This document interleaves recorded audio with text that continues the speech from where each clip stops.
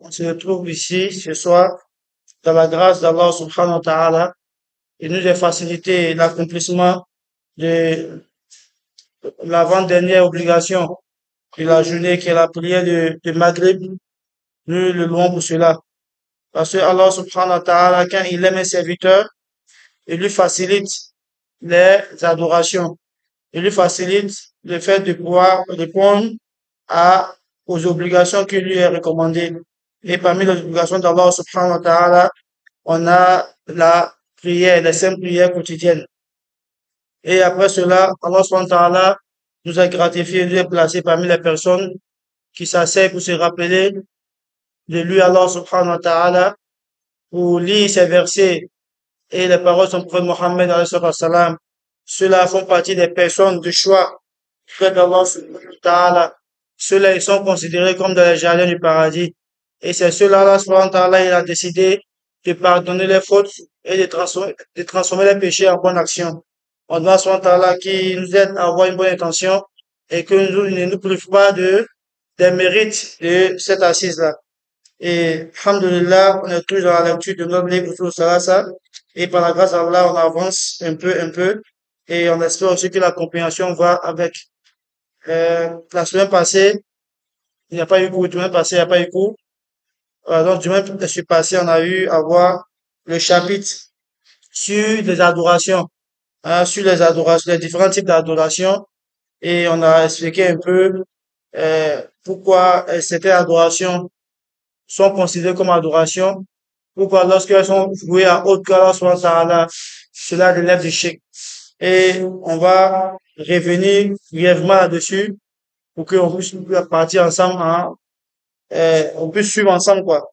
Le cheikh a dit, alhamdulillah, bismillah, wa salatu wa salam ala rasulillah, fasamma subhanahu du'a'ahum shirkan, فالواجب على الجميع فالواجب على الجميع المكلفين إخلاص العبادة لله وحده رجاء وخوفا واستعانة واستغاثة وذبحا ونذرا وخشية لله والصلاة وصوما إلى غير ذلك كله لله وحده فمن تقرب لغير الله من أولياء من ولي أو نبي أو صنما أو شجرا أو حجرا بدعاء أو بالذبح أو بالنذر أو بالصلاة أو بالصوم أو ونحو ذلك فهو مشرك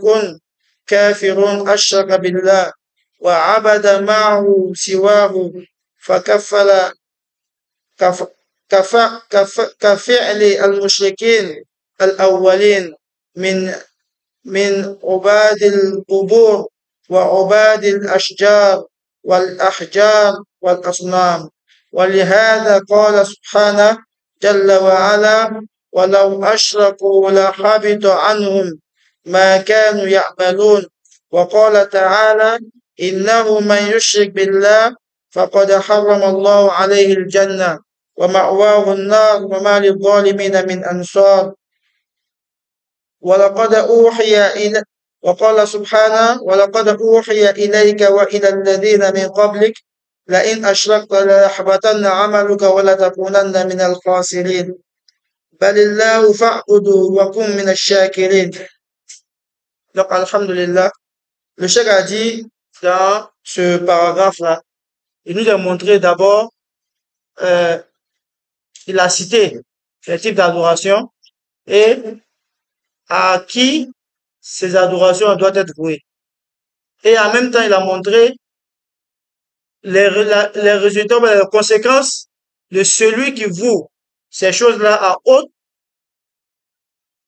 que celui qui mérite en réalité ces choses-là. Et c'est ce qu'on a lu tout à l'heure là, en arabe. Qu'est-ce que cela veut dire? Le cheikh dit quoi? Allah a qualifié de shirk le fait que les polythéistes, c'est-à-dire ceux qui adorent autre qu'Allah subhanahu wa ta'ala, les polythéistes invoquent les associés, c'est-à-dire les idoles, les génies, les saints, hein, les prophètes et autres là-bas. Ceux qui adorent ces êtres-là ou bien ces choses, parmi les choses qu'Allah a créées, il dit, ceux-là, ils ont fait du shirk. Et on a dit, quand on dit dua, c'est invocation. Et on a vu le hadith où Rasul a dit quoi? Que les invocations, c'est ça même qui est le cerveau de l'adoration. Dans une autre version, il dit quoi? L'invocation, là, c'est ça qui est l'adoration. Donc, si tu invoques un prophète, tu invoques un génie ou un pour tes affaires, ou tu invoques quelqu'un qui est sous la terre, un mort, tu vas te recueillir auprès de lui, tu lui demandes des choses que Allah subhanahu wa ta'ala seul peut t'accorder. Le cheikh dit quoi? Tu as fait du shirk. La personne a fait du shirk. Mais qu'est-ce que le shirk? On a déjà vu, on a dit que c'était quoi? Voilà. Le fait de donner le droit d'Allah à autre que lui. Hein, tu vois. Mais ici, le cheikh a dit quoi? Que la personne a fait du shirk. Ça, c'est le premier point qu'il a cité. Donc, le fait d'invoquer toutes choses, peu importe la valeur de ces choses-là, anges, prophètes, c'est les choses, les êtres qui sont les plus valeureux actuellement sur la terre. Les anges et les prophètes. Même si c'est eux là. Allah dit quoi? Tu as fait le shirk. Maintenant, il va venir vous montrer ce que tout musulman doit savoir. Il dit, il est obligatoire pour celui qui est responsable, al-mukallaf. On a vu la responsabilité dans le cours de fiqh. C'est qui on appelle le responsable en islam. On dit c'est une personne qui a sa raison, qui est puberte et qui est consciente du bien et du mal. C'est cette personne-là qu'Allah va juger le mal Kiyama. Raison pour laquelle un enfant qui décède, il n'a pas de coquitite à faire à l'aéroport. Il est avec Ibrahim alayhi salam, d'autres disent il sera une miséricorde pour ses parents Yom Kiyama. C'est tout. Et tu vois. Mais qui va juger, c'est nous là. Nous qui sommes grands, on n'est pas fous, on a la raison. C'est nous qu'Allah va juger. Donc, toute personne qu'Allah va juger doit savoir quoi? Il est obligatoire de vouer le culte exclusivement à Allah subhanahu wa ta'ala. Quand le culte, c'est tout ce qui est adoration. Comme la prière, comme le jeûne, comme le tawaf, comme, comme les sacrifices, comme le vœu, comme la demande de protection, comme la demande de subsistance, comme tout ce que Allah seul peut donner là. Quand tu fais, au cas Allah, c'est pas bien. Mais c'est à qui tu dois donner? À celui qui a le pouvoir sur ces choses. Qui peut créer, c'est pas Allah. Mais quand tu vas demander à un génie pour qu'il te donne un enfant, c'est que tu penses que ce génie, il a la possibilité de créer dans les matrices. Alors tu as fait des shirk. Quand tu prends une bête, tu vas sur une roche et tu vas sacrifier pour cette roche-là. Et puis tu fais les vœux. C'est que tu penses que quoi? Cette roche-là a la possibilité de quoi? De t'aider dans ça. Tu as fait des shirk. Donc, pour tout musulman responsable, il doit se garder de tomber dans ce genre de pratique-là. Et actuellement, c'est monnaie courante dans la communauté. On n'en parle pas beaucoup, mais c'est une triste réalité. Beaucoup de musulmans sont dans ça. Et des imams encouragent cela. Ils appellent les gens à cela. Et lorsque tu fais pas ça, on te dit quoi? Imalakola. C'est toi, je sais pas, tu n'as pas foi en des choses. Donc, il faut faire ça parce que ça doit se faire. Imalakola. Oh, c'est pas ça, Imalakola. Toi, tu donnes le droit à qui des droits. Parce que tout ce qui est, on a vu ça, tout ce qui est en dehors d'Allah est création. Mais pourquoi une créature va se rabattre sur une créature d'une affaire qui est plus grande que cette créature-là? Tu vas dire Mohammed sallallahu alayhi wa sallam, tu vas à la Médine. Ya Rasulallah, salam alaykum, ya Rasulallah, ya Habiballah, ya Rasul, fait qu'il y a 100 ans. Hein? Rasul fait qu'il y a 100 ans. Si tu peux avoir 100 ans, là, il y a 100 ans. Quand là, il est venu à Rasul, il a dit des paroles. Et c'est déjà arrivé. Là, c'est arrivé. Il me dit, si tu veux là, faut dire alors augmenter, augmenter. Mais c'est le jour, c'était le jour qui était là. Il sait que même, il dit, mais même si j'augmente, est-ce que il n'est pas fini un jour? On dit, tu vas finir. Si tu veux dire Allah va augmenter ta vie là, il va augmenter, il n'y a pas de problème. Il dit, mais est-ce qu'après ça, je vais mourir encore? Il dit, ah, tu vas finir dans la terre. Il dit, alors fais ton travail. Donc lui-même, il ne peut pas augmenter sa vie. Et même s'il a augmenté, augmenté, tôt ou tard, tu vas finir. Mais partir demander la vie, hein, à Rasoul, sallallahu alayhi wa sallam, ça fait du shirk. Mais, on n'ignore pas sa place en tant que le meilleur des fils d'Adam. Il est la meilleure créature que la terre a connue, connaîtra. Il n'y a rien qui va venir après lui qui sera mieux que lui. Mohammed alayhi wa sallam. Le mois dans lequel il est né est passé. On a fait ses éloges, on a parlé de son histoire pour montrer sa place, sa valeur aux musulmans. Donc c'est la meilleure des choses, des êtres que la terre a connus. Mais malgré sa place, il est limité. Et lui, il a dit, il dit, لو كنت أعلم الغيب لاستكثرت من الخير وما مسني السوء. Il dit, si Mohammed sallallahu alayhi wa sallam, je connaissais l'invisible, je savais ce qu'elle m'avait aimé là. Il dit, Wallahi, il allait avoir tout le bonheur, il allait avoir ça. Et puis, aucun mal n'allait quoi? N'allait m'atteindre. Il a montré, c'est vrai, je suis près d'Allah, mais les choses là, Allah m'a limité. Sauf si il me permet de voir ça, je vais voir. Sinon, moi, je ne vois pas l'invisible. La raison pour laquelle il est parti à la guerre de Uhud, où les musulmans ont été éprouvés, on dit que Muhammad est mort, sallallahu alayhi wa sallam. On a tué Muhammad. Si on dit qu'on a tué quelqu'un, c'est qu'on l'a tapé. C'est quoi? On l'a touché. Et effectivement, il a été touché à la bataille. Jusqu'à ce que son armure, son casque, rentre dans sa mâchoire. Et c'est dans ses casques, dans la guerre pour l'islam. Ce n'était pas un président qui envoie les gens au front, il met assis derrière. Il vous envoie, il met derrière vous. Et tu vois, ils l'ont eu, il est tombé. Et ils ont dit qu'ils l'ont tué. Mais s'il connaissait l'invisible, est-ce qu'il a accepté ça? Donc, il a montré qu'il est limité. Et l'histoire nous montre qu'effectivement aussi, les choses, Rasoul sallallahu alayhi wa sallam, malgré son rang, Allah n'a pas permis d'atteindre cela. Mais souvent, Allah nous montre des choses pour pouvoir être comme des signes. Il a dit vers la fin des temps, tu verras les femmes, il aura beaucoup d'habits, mais les hommes, les femmes seront dénudées. Il n'est pas en notre temps, hein. Il y a habits partout. Il y a habits 100 francs même. Qu'on casse pas là. Il y a habits 100 francs.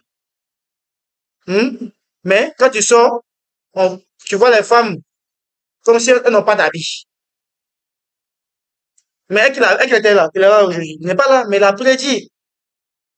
Et tu verras les femmes, les têtes comme les bosses de chameau. Comme dos de chameau là. Il parle de quoi? Des tresses, des coiffures, des pêches. Donc même les prophètes n'ont pas droit à l'adoration. Au contraire, eux nous ont appelés à adorer Allah subhanahu wa ta'ala. Donc, l'adoration doit être vouée exclusivement à Allah. Comme l'espoir. Le musulman doit placer son espoir en Allah subhanahu wa ta'ala. Seul, celui celui qui assiste son serviteur quand il a la difficulté. Donne ton espoir là. Faut pas mettre ça sur une créature comme toi. Sur un mortel, mais même sur le vivant qui n'aime pas. Allah subhanahu wa ta'ala. Donc l'espoir est une forme, est une adoration. La crainte,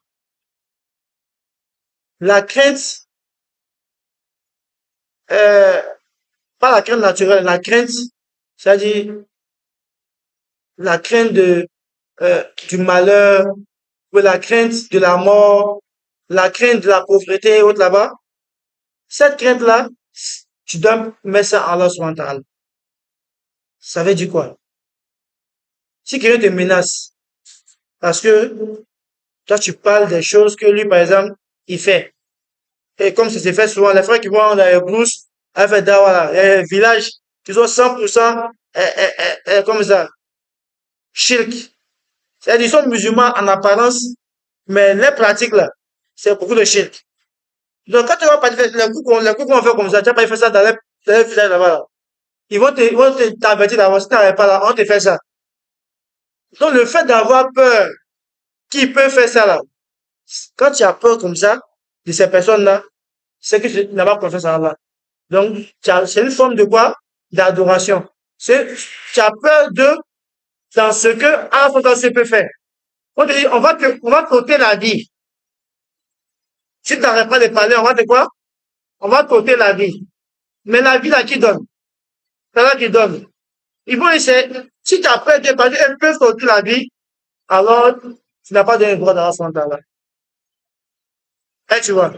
Donc, cette peur-là, on doit avoir cela que pour Allah subhanahu wa ta'ala. On doit craindre que Allah. Ce qui est différent de la peur naturelle, lorsque tu vois un animal qui peut t'attaquer, le fait de fuir est une peur naturelle. Tu vois, un caillou qui tombe, qui vient en vitesse, le fait de quitter là, fuir pour quitter là, ça c'est une peur qui est naturelle. Mais une peur dans les choses que Allah peut enlever, peut donner là. Ça c'est, quand tu penses que quelqu'un peut te retirer ça, ou bien t'accorder cela, tu as fait du shirk. Aussi, on a la protection. Chercher la protection auprès d'autres qu'Allah subhanahu wa ta'ala. Ça, c'est des shirk. Aujourd'hui, il y a des gens qui vont se confier chaque année à des rivières. Hein? Il y a des gens qui vont se confier chaque année à des génies. C'est un pacte avec eux. Ils les assistent, ils les protègent selon eux. Donc ça, c'est du shirk. Aussi, la demande de subsistance, la richesse, la crainte de la pauvreté. Nous devons confier cela à des créatures, à des êtres humains comme eux, à des choses. Tout ça, c'est rien du shirk. Le sacrifice. D'autres vont faire des sacrifices pour des génies, pour des tombes, hein? Ou bien, il faut des sacrifices pour les rêves. En islam, il n'y a pas de rêve qui est lié au sacrifice. Il n'y a pas de sacrifice qui est lié au rêve. Non, non, il n'y a pas ça. Hein? Mouton blanc, noir. Ah, papa, Sarah, ouais, hein? Les poulets, trucs là. Non, il n'y a pas ça. Et puis, ceux qui font ça là, ceux qui amènent les gens à faire ça, qui vont prendre les preuves de cela, ils vont dire quoi? Oui, bah, Moussa alayhi salam. Hein? Quand ils voulaient savoir qui a tué quelqu'un dans Banu Israël, là, qu'est-ce qu'ils ont fait? Qala inna yaqul an tasbahu bakara. Il dit, mon Dieu dit quoi? Tuer un bœuf. Que les gens ont demandé, il a quand nous montrer la couleur de ce bœuf-là. Ma'ala noir. Qala inna yaqul inna bakara safra wa faqullahu rasul mazirin. Jusqu'à la fin là-bas. Qu'est-ce que ça veut dire? Il a dit bœuf. Mais si ils ont demandé quel bœuf à Moussa, c'est que c'est pas, on n'a pas sacrifié n'importe comment comme ça. Ils ont demandé à Moussa quel bœuf. Et Moussa a dit que c'est haram. Non. Il a dit, faut que votre Dieu dit un bœuf qui est un peu rougeâtre, jaunâtre façon, qui ne travaille pas. Il a donné les critères du sacrifice. Donc, en islam aussi, il y a le critère dans le sacrifice. Ce critère qu'il y a dans le sacrifice, ce critère qu'il y a dans le sacrifice, c'est que la bête soit en bonne santé. En bonne santé, et elle n'a pas de défauts sur son corps, c'est un sacrifice. Voilà. Donc, eux prennent ça comme argument pour dire quoi? Kamisara, Wea, Wema, Fima, Ulema, ça c'est pas de preuve. Et puis, le comportement des gens de Banu Israël, ça c'était une preuve d'Allah subhanahu wa ta'ala. Tellement eux ne voulaient pas faire sacrifice là. Ils ont posé quelques questions. Peu là, c'est comment? Il a dit, ah, c'est un bœuf qui est comme ça, comme ça. Mais c'est comment? Il y a beaucoup de bœufs comme ça. Pour le qu'il a dit, il y a beaucoup de bœufs qui sont comme ça. Il a dit, c'est comme ça, comme ça, comme ça. Non. Ça, il y a beaucoup, c'est plein partout. C'est que peu exactement Dieu veut. Ça, Dieu a donné maintenant des caractéristiques qui sont difficiles à trouver et ils ont mis du temps pour trouver aussi. Les savants disent qu'ils n'allaient pas pouvoir enlever ce peu en sacrifice s'ils n'avaient pas dit quoi, Inch'Allah. Encore, Inch'Allah ou la mort tadine. Il dit, Inch'Allah, on va quoi? On va faire. Qu'est-ce que ça veut dire, on dit Inch'Allah là? Que Allah a fait que quoi? Ils ont trouvé le but là. Sinon, ils n'avaient pas pouvoir faire sacrifice là. Et puis, la malédiction à ce moment-là, elle s'abat sur eux. Donc, comme ils ont dit Inch'Allah, Allah a facilité. Eux, c'était leur entêtement qu'il a mis dans ça. Mais eux, ils prennent ça comme argument. Et c'est sûr aussi, comme les vendeurs savent que quand tu viens de manière, c'est vrai, ça il faut ça cher. Tu vas au marché, tu dis Camembert, on dit 20 000. On sait que c'est pas pour manger. C'est pas faire quelque chose avec ça. Et avec ça, on ne peut pas s'en sortir. Rasoul sallallahu alayhi wa sallam n'a pas, c'est pas la méthode.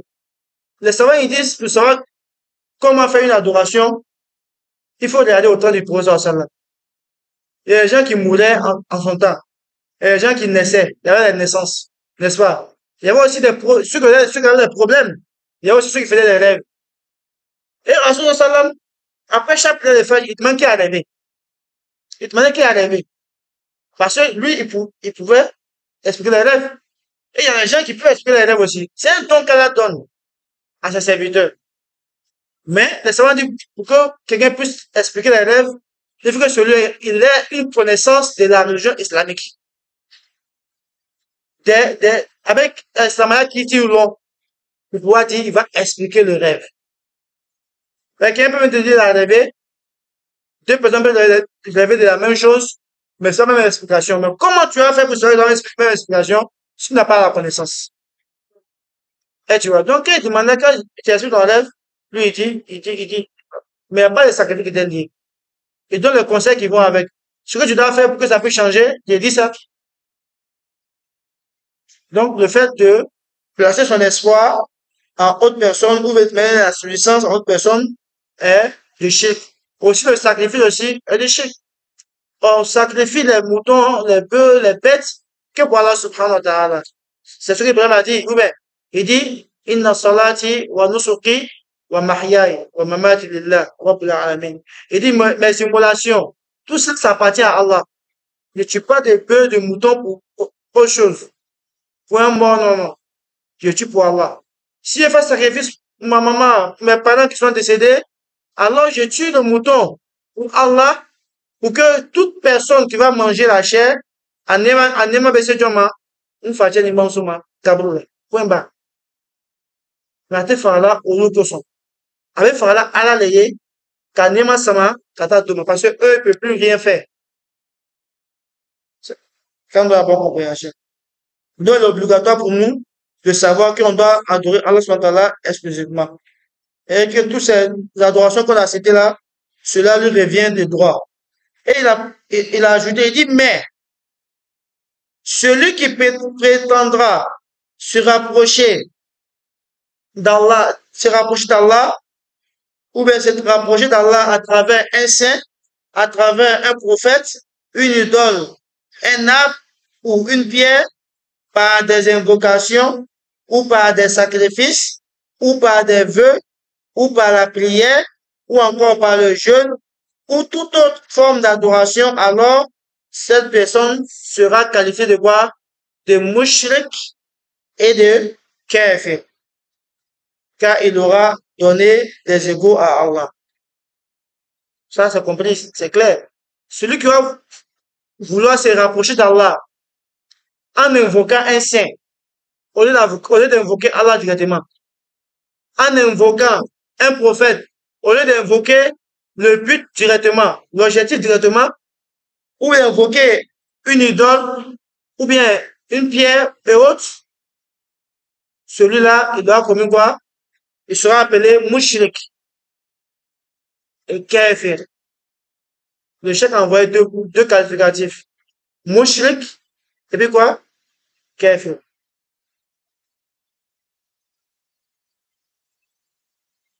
Polythéiste, mécréance. Il a réuni les deux qualificatifs qui sont négatifs en cette personne-là. Pourquoi il a dit mouchrik? Parce que tu peux être kafir, mais tu n'es pas mouchrik. Est-ce que vous comprenez? Tu peux être kafir, mais tu n'es pas quoi? Mouchrik. Mais si tu es mouchrik, tu es kafir. Hmm? Je vais expliquer. Mouchrik, c'est une personne qui a décidé de prendre autre chose comme Dieu. Il adore son fétiche. Même s'il vient plus à la maison, hein, et il a ramassé autre là-bas, mais il a un fétiche qu'il adore. Lui, c'est un mouchrik.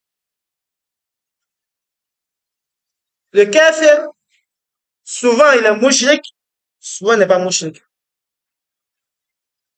D'abord, ça veut dire quoi kafir? Al-Kufr, c'est l'ingratitude. C'est l'ingratitude. Quelqu'un est ingrat lorsqu'il refuse de faire ce que son bienfaiteur lui a demandé de faire. Ou bien, une personne ingrate, ton bienfaiteur te dit de faire quelque chose, tu refuses de faire ça, donc tu es quoi? Tu es ingrate. Ou bien, ok. Allah nous a créé. Il dit, moi, il veut m'en adorez-moi. Reconnais-moi comme Dieu, et puis quoi? Faut m'adorer. Parmi la notion que j'aime là, c'est la prière. Le tawhid d'abord, ensuite la prière. Toi, tu crois en Dieu, mais tu refuses de prier. Tu es kafir. Tu es kafir. Mais tu es toujours quoi?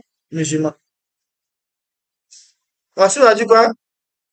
Il dit, al-ahdu baynana wa bayna al-mushrikin, al-ahdu baynana wa baynahum as-salah.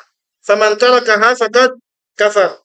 La différence, ou bien le pacte qui nous différencie entre nous et puis le polythéisme, c'est la prière. Celui qui la délaisse a certainement quoi? Mécru. Mais est-ce que c'est une mécréance qui va sortir de l'islam? Non. Si cette personne a la conviction qu'elle doit prier, mais par négligence elle ne prie pas, alors elle est une musulmane, on doit lui rappeler, faire motivation pour qu'elle prie. Mais son acte là est considéré comme quoi? Du kufr, de l'ingratitude. Parce qu'après, Allah lui a donné tout, la santé, la vie, tout, il refuse de faire ce que Dieu veut. Donc c'est un kafir. C'est pourquoi le là, quand tu fais ce que, tu fais les péchés, les toi, oh, le kafir de bon, kafir de chien, bon, lui, kafir de haut, kafir de fille. Quand les kafir de filles maintenant, c'est que tu t'adores pas à Dieu, et puis tu fais des trucs qui sont louches. Voilà. L'ingratitude, tout ça. Mais souvent aussi, quand le mot kafir vient seul, ça prend mouchrik. Mais quand mouchrik vient là, il n'y a pas le choix dedans. C'est-à-dire, il n'est pas musulman carré. Mais quand kafir vient, faut attendre un peu, il faut regarder le contexte. C'est venu dans quel contexte? Avant de juger. Mais quand mouchrik vient, il n'y a pas de contexte. C'est-à-dire, il n'est pas dedans, il n'est pas musulman. C'est pourquoi il a envoyé les deux. Il est mouchrik, puis il est kafir. C'est-à-dire qu'il n'est pas dans l'islam, et puis c'est un ingrat. Mais c'est un enseignement qu'il nous donne. Pour montrer que quoi, les deux choses, quand ils viennent ensemble, c'est différent. Mais quand un vient sans l'autre, ça prend l'autre. C'est compris? Hein? Ok. Le kafir, souvent, il est mouchrik. Donc, on doit regarder dans quel contexte il est. Mais le mouchrik, lui, il n'est pas musulman. Quand on a la bonne compréhension. Donc, c'est de ça, c'est de ce qualificatif mouchrik là, tout musulman doit faire l'effort de sortir dedans. Tu peux être kafir, tu ne peux pas, oui. C'est une chance. On peut te faire dawa, on peut te parler, tu vas devenir. Mais, si tu es un mouchrik, c'est fini. Allah dit quoi? وَمَنْ يُشْرِكْ بِاللَّهِ فَقَدْ حَرَّمَ اللَّهُ عَلَيْهِ الْجَنَّةَ وَمَأْوَاهُ النَّارُ وَمَا لِلظَّالِمِينَ مِنْ أَنصَارٍ. Il dit, celui qui fait le shirk, qui donne un partenaire à Allah, qui donne ce qui est le droit d'Allah à autre que Allah, celui-là est un polythéiste, celui-là est un mécréant pur. C'est-à-dire, il sort de l'islam, il n'a rien à voir avec l'islam, l'islam aussi n'a rien à voir avec cette personne. On doit lui demander de redevenir musulman, de faire la shahada, de redevenir musulman à nouveau, même si il est habillé du vêtement de l'islam, parce qu'il n'est plus dedans. Quand on n'a pas compris ça. Donc, celui qui prétendra se rapprocher d'Allah, bon, est un mouchrik, est un kafir, car il aura donné un ego à Allah dans ce qui lui est exclusif. Nous, les Allah dit dans ce Coran, dans la sourate Al-Bayyinah, il dit, وَمَا أُمِرُوا إِلَّا لِيَعْبُدُوا اللَّهَ مُخْلِصِينَ لَهُ الدِّينَ حُنَفَاءَ. Il dit, j'ai commandé aux hommes que d'adorer Allah d'un culte exclusif. D'un culte exclusif. C'est-à-dire, tu dois être sincère. Ibn bateau ke, il y a un benyashi à la lima. Atenyashi la, melekama, atenyashi la, nabinmama, atenyashi la, waliuma, atenyashi la, jinama. Abebe alatale. Il est mort. Ibn bateau, ibn asiri ke feng bele mite alay. Ibn kan soli ke feng bele mite alay. Ibn jiriab la feng bele mite alay. Ika dofra alaka. Ika toyoni baleke. Mukoson, ala ki dan ki bla dunya kono, aka anyama jijika, ibe minye ite minye la.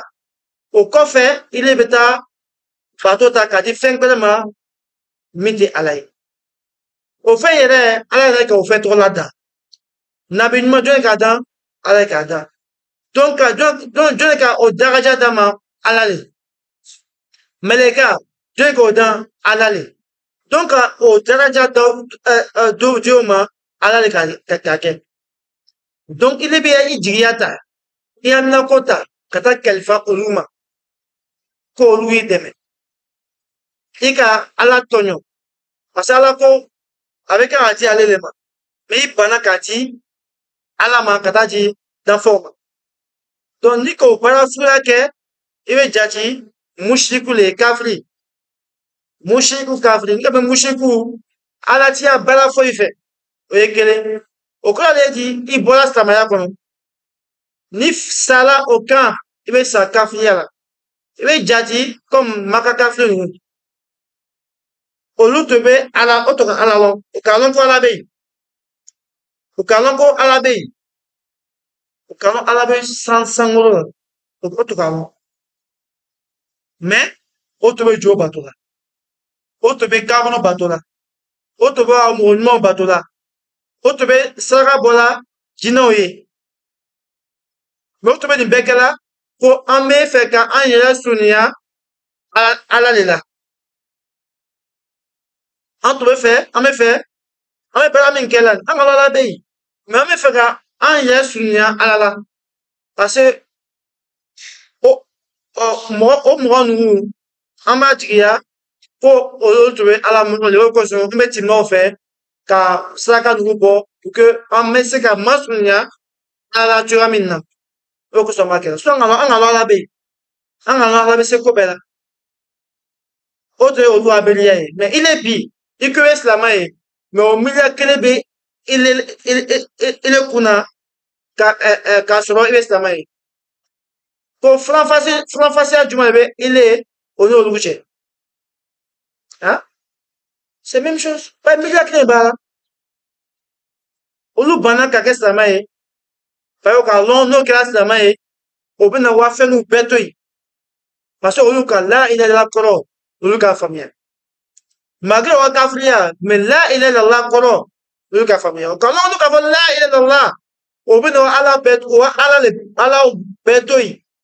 Illallah ka bato beta sisa ka nyashi masakele mami alay oko so ka fo aja'ala al-aliya ilahan wahida inna hadha la shay'un ajab comme Muhammad ika ana ala beke ala ala kelen pe le ya ala kɛmɛ ni kɔ kɛmɛ saba ni kɔ i tɛ k'a bɛɛ kɛ ala kelen ya donc an bɛ fɛn fɛn kɛla nin an bɛna kɛ ala kelen de ye ya cɛ o kabako ko dɔ le ye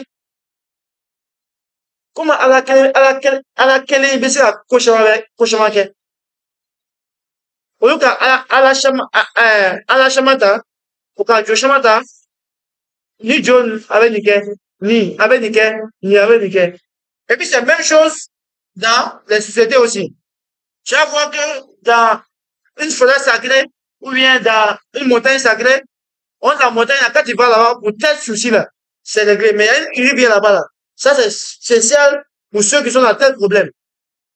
Et les gens, ils ont partagé les lieux comme ça. Hein, dans l'Afrique ancienne. Même aujourd'hui, c'est là. C'est existe encore. Et tu vois. Donc, c'est la même pensée que les polythéistes. Mais eux sont mieux même que vous. Mais eux n'ont pas accepté l'islam. Mais ils ont connu, ils ont compris l'implication de la ilaha illallah. Et que de la ilaha illallah, il y a deux côtés. Il y a le volet négatif et le volet affirmatif. Le volet négatif, la ilaha, c'est le fait de régner toutes les divinités. C'est-à-dire, tu reconnais par ton cœur, ta langue atteste qu'il n'y a pas de Dieu qui mérite d'être adoré. Ça, c'est la base. Tout être qui est adoré sur la terre ne mérite pas l'adoration. Parmi les hommes, parmi les choses, parmi les animaux, tout ça. Mais, illallah, celui qui mérite ces adorations-là, c'est pas ces créatures-là, c'est Allah seul qui mérite cela. C'est quoi? Il y a deux piliers. Là, il y a deux piliers. Là, il y a deux piliers.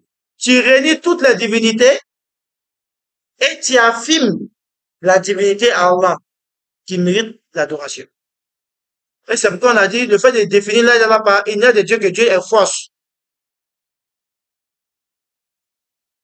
Il n'y a de Dieu que Dieu est une définition qui est fausse. La bonne définition, il n'y a de Dieu qui mérite d'être adoré. Ça dit, il y a tous les dieux qui sont adorés. Sauf Allah. Donc, dans cette négation-là, il y a un être qu'on doit adorer qui est Allah. Donc là, c'est pas, le feu ne brûle pas, c'est pas Allah. Le couteau ne coupe pas, c'est pas Allah. Ça, c'est la puissance d'Allah, le pouvoir d'Allah du monde. Allah, la kulli shay'in qadir. Et son nom, parmi son nom, il y a quoi? Al-Qadir. Celui qui est capable de tout. Donc, dans son pouvoir, il est capable de faire que le feu ne brûle pas. Il est capable de faire que quoi? Le couteau ne puisse pas couper. Il est capable de faire sortir le chameau dans le trou d'une aiguille. Même si notre esprit ne comprend pas, Allah est capable de tout. Et tu vois, Allah est capable de voir la fourmi noire sur une roche noire dans le noir. Ça, c'est son pouvoir. Hein, ses attributs. Mais là, il a Allah comme formule là, comme parole, est quoi? À sa définition. Qui est, il n'y a de Dieu qui mérite d'être adoré, sauf Allah. Et le musulman qui a compris cela, il a Allah là. Il a tout compris. Quand là, il a la vie en toi, tu diras le musulman que Rasoul a voulu créer pendant 13 ans. Tu dis un musulman que Rasoul a voulu créer quoi? A voulu avoir pendant 13 ans. Parce qu'il avait 13 ans pour enseigner ça aux gens. Ce qui est Dieu. Et quand tu as compris cela, toutes les adorations qui sont faciles. Parce que tu as la peur de Dieu. Tu connais son pouvoir. Tu connais comme ça, sa miséricorde. Tu connais sa clémence. Tu connais son châtiment. Donc tu vas te soumettre forcément à lui. Tu vas t'humilier face à lui. Tu vas être sincère dans ton adoration. Et tu vas adorer avec le tawhid. Parce qu'une adoration qui n'est pas basée sur une foi qui est saine n'est pas acceptée. Il faut qu'on se dise. Quand tu adores Allah, tu as une défaillance au lieu de la foi. Allah n'a que fait de ton adoration. Allah n'a que fait ta prière. Allah n'a que fait ton jeûne. Mais tu as une bonne foi. Mais tu adores Allah un peu. Allah accepte ce peu que tu as fait là, il accepte de toi. Est-ce que tu as compris? Donc là, Allah est la clé du paradis. Est la clé du paradis. Mais cette clé-là a des dents. Et les dents de là et de là, c'est quoi? Ce sont ses conditions. Là, il y a des conditions. Parce qu'aujourd'hui, c'est une parole qui est facile sur la langue des gens. Même le bébé de 5 ans, il peut dire, quand les gens sont pas dit là, quand il m'a dit, c'est tu vois, là. Tout le monde peut dire ça. Même le kafir dit là, aujourd'hui là. Mais elle est lourde en sens. Elle est lourde le jour Yom Al-Qiyamah.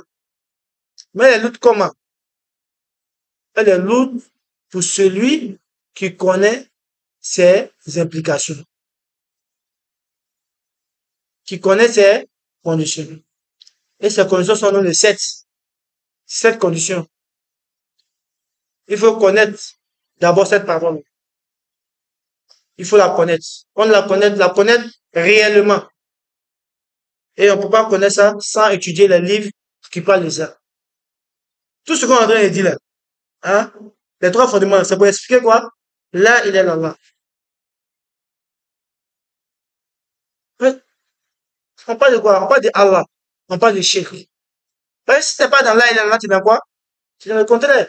Tu n'es pas là, il est là. Oh, le contraire, là, il est c'est quoi? C'est Al-Kuf, la mécréance. C'est pourquoi les savants disent quoi? Là, il est là est la parole qui différencie la croyance de la mécréance. C'est ça qui a fait que Omar de là, nous, est devenu différent, quoi? Des autres mécréants de la Mecque. C'est ça qui a fait que quoi? Abu Bakr est devenu quoi? Croyant. Et son père est devenu quoi? Mécréant. C'est ça qui a fait que Mohamed sallallahu alayhi wa sallam est devenu quoi? Croyant. Son oncle est devenu quoi? Mécréant. Donc, elle différencie entre quoi? La croyance et la mécréance. Aussi, cette parole-là, elle fait la distinction entre celui qui est sincère et celui qui est hypocrite. Celui qui est sincère avec la ilaha illallah, il va adorer que Allah. Il va se confier que à Allah. Il va espérer qu'en Allah. L'hypocrite, c'est celui qui va afficher l'islam et qui va faire le contraire de la ilaha illallah. Et ça, Allah dit, il dit, إذا جاءك المنافقون قالوا نشهد إنك لرسول الله والله يعلم إنك لرسول الله يشهد إن المنافقين لكاذبون. Il dit, les munafiques vont venir à toi, Mohammed, pour dire quoi? On te reconnaît comme le messager d'Allah. Il dit, c'est faux. Il dit, mais Allah sait que tu es son prophète. Mais Allah atteste que ces munafiques sont quoi? Sont les menteurs. Et puis il va dire quoi? Ittakhazou aymanahum junnatan. Il dit, ces mecs-là, ils ont pris l'islam comme quoi? Une protection. C'est pas qu'on les tue là. On est musulmans. Et puis c'est vous. Ils ont pris l'islam comme une protection, Jonathan. Ittakhazou aymanahum junnatan fasaddu an sabilillah. Mais il repousse les gens vers de la voie d'Allah, de la voie qui mène vers Allah. Ittakhazou aymanahum junnatan fasaddu an sabilillah. Pour éloigner les gens d'Allah. Ils sont musulmans, mais quand ils te voient, tu adores Allah correctement, ils viennent mettre les ambiguïtés de ta tête. Oh, c'est vous qui vous fatiguez pour adorer Allah. Si tu vas dans un pays arabe là, tout ce que tu fais, tu vas arrêter. Il n'y a pas plus mécréant qu'un arabe. On se fatigue pour rien. On se fatigue pour rien. On va rester sous la religion de nos ancêtres, les kémites là. Hein? On se fatigue pour rien. Hein? Il n'y a pas plus mécréant qu'un arabe. Hein? C'est africain qui prie sur l'arabe, c'est pas où. Tous, hein? On doit encourager l'enfant à donner Allah. Tu dis quoi? Même, pour le Coran est descendu là même. Pour ils font ça. Tu veux lui dire quoi? Laisse plutôt la faire pour eux. Mais est-ce qu'on fait notre islam selon les arabes? On s'en fout d'arabe. Alors qui est correct, qui a la foi, qui est sincère, qui adore Allah, qui a un bon comportement, on doit seulement On s'identifie à lui. On dit, c'est un bon musulman qui est là. Mais un homme qui fait bêtise, on s'en fout de lui. Il n'est rien devant nous. Non, même à la Mecque, on fait ça. Même à l'Algérie, on fait ça. Ah, c'est pas, c'est même pas, c'est l'Algérie. Notre référence, c'est qui? C'est Rasoul, sallallahu alayhi wa sallam. Et qui? Et ses compagnons. Ah, c'est ceux qui ont compris l'islam. Et toute personne qui va appliquer l'islam comme il se doit, c'est à eux qu'on s'identifie. Non, mais ça, c'est la parole des hypocrites aujourd'hui. Ils découragent les gens de l'adoration. Parce qu'eux-mêmes, ils n'arrivent pas à faire l'adoration. Il faut décourager aussi la jeunesse à faire. C'est pourquoi tout parent doit aujourd'hui encourager son enfant. Quand il voit son enfant, il s'est investi dans la religion, il doit l'aider. Il doit être l'enfant même qui chérit parmi tous les autres enfants. Parce que c'est cet enfant-là qui présage un bonheur pour lui-même demain. Hein? C'est cet enfant-là qui est un bon signe pour toi demain. Hein, tous ceux qui font, que tu aimes, qui sont dans ce affaire de tuer là, ça c'est un malheur pour toi-même. C'est un malheur pour toi. Voilà. C'est un malheur pour toi. C'est comme tu attends de bâtir ton mal, tu attends de construire ton malheur. Mais celui qui est en train de le faire pour Dieu, c'est celui que tu dois investir plus. C'est lui que tu dois aider. À ne manquer de rien. À ne pas envier quelqu'un dehors. À le protéger, à l'envoyer dans le coin, en vacances. Pour qu'il soit stable. Parce que toi, tu n'as pas le temps. Ou bien tu te fais vieux, tu es fatigué. Tu n'as plus la force, mais pression, oui. Aujourd'hui, il y a les quatre qui sont là. Aujourd'hui, les gens sont en train de comprendre. On fait les centres. Tu les envoies là-bas. 3 mois. Aller se former. En vacances, les colonies, vacances, les séminaires islamiques, les envoyer là-bas. Qui profite. Parce que s'il a accompli dans son adolescence, toi, tu es sauvé demain. Parce que, au moins, une fois de sa prière, il va penser à toi. Au moins, une fois. Et tout ce qu'il va faire, puisque tu as investi en lui, ce qu'on c'est une sadaka jariya, tu as fait. Et ça va compter pour toi, le maquillage. Et tu vois. Donc, le musulman qui a compris, il n'est pas hypocrite. Et tu vois. Donc là, il est là, fait la différence entre les hypocrites et les vrais musulmans. Aussi, là, il est là, la parole pour laquelle le sang a été versé. C'est-à-dire quand les musulmans aussi là, on doit être prêt à défendre l'islam. On doit être prêt à défendre l'islam. Par la dawa, par l'appel à Allah subhanahu wa ta'ala. À avertir nos frères, nos familles d'abord, à les parler de l'islam, tous ceux qui ont un droit sur nous. Et qui a droit sur toi, plus que ta famille. Et ta famille. Tu as ramassé ton petit frère à la maison. Pourquoi il est à la maison, toi tu as la mosquée? Non, il a parlé, vas-y, fatigué. Continue de parler. Motive-le. Si c'est un petit, mets des récompenses en jeu, puis puisse se sentir dans la chose. Après, là, la sincérité va venir après. Tu as ramassé. Ta femme ne peut pas tailler, elle plie à la maison. Elle plie comme, hein? Condition pour que la femme plie à la maison, c'est quoi? Fais-toi connaître tout ce qui concerne la prière. Les câbles, les barres, les tailles, les fatias et autres là-bas. Comment tu sais que ta femme est comme ça? Mets-la à la maison. Ah, il va se léguer.